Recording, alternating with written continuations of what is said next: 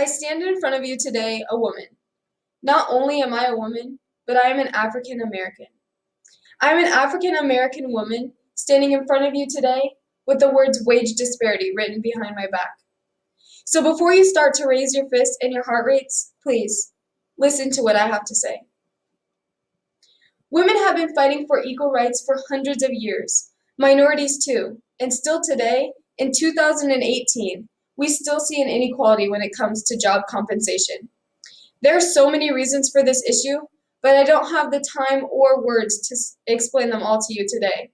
So I'll keep it simple, speaking to you about the minimum wage and how it affects pay, the national view regarding high-paying jobs, and the education or qualification factor of it all.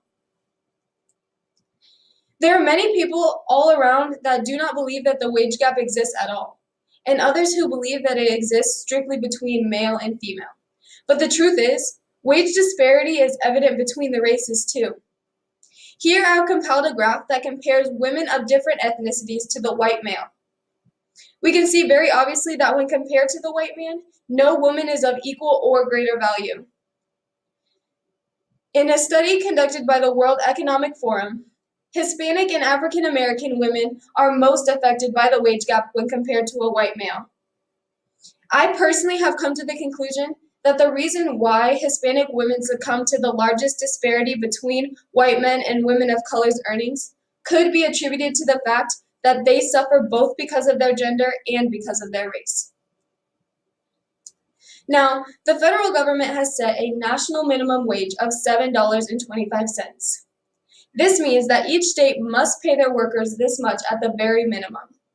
With that being said, the government also allows each state to positively deviate from that number if they so please.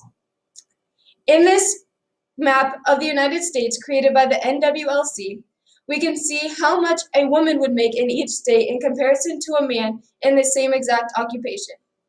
For example, in the state of Iowa, the minimum wage is set at $7.25. But females in Iowa are only making 76 cents to that of every full dollar that a male would make in that same occupation. Ultimately, this proves that the wage gap does exist, even though it may seem small to some. We can very obviously see gender as playing a gigantic role in the wage gap. According to fastcompany.com, these are the top 5 most evident wage gaps in accordance to gender as of 2017.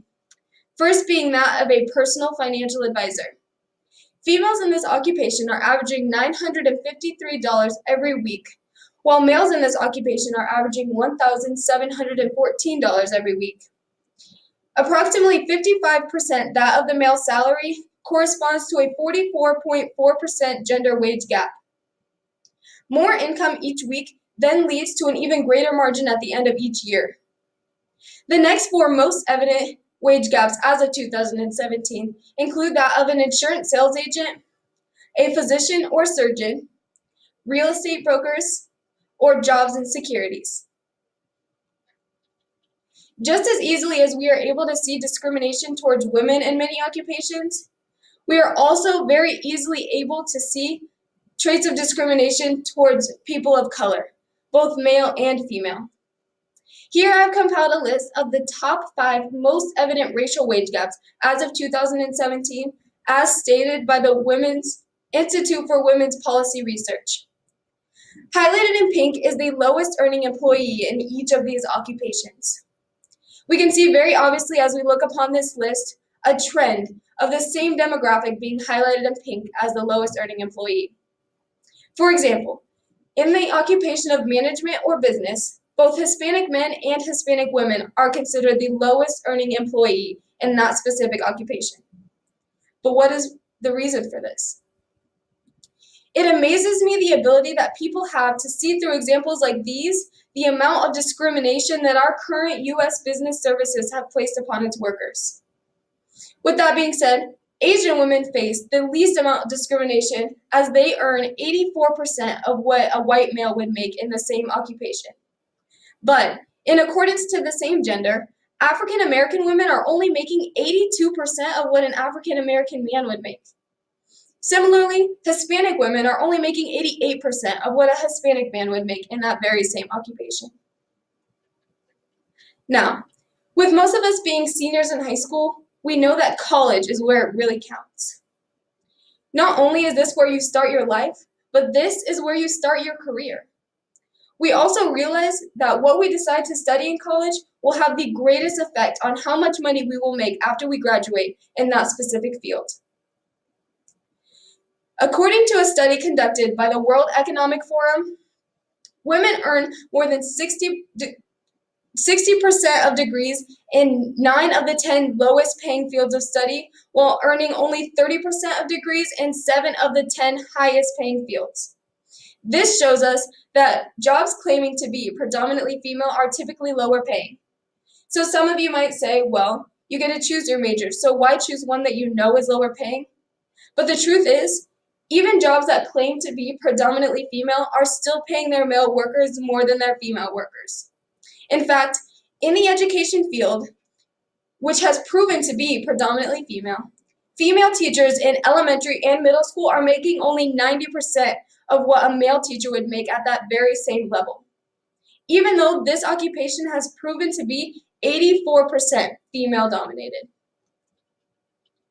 Can we really sit back and tell ourselves that things like this do not exist? Can men really look at the women in their lives, their mothers, their wives, their daughters, and say that they do not deserve equality in this stature? Can women really sit back and continue to allow things like this to happen? Can we do something about it? So I stand in front of you today, a woman of color, a firm believer in equality, and a human being with wants and needs just as the rest of you, and not enough money to fulfill them.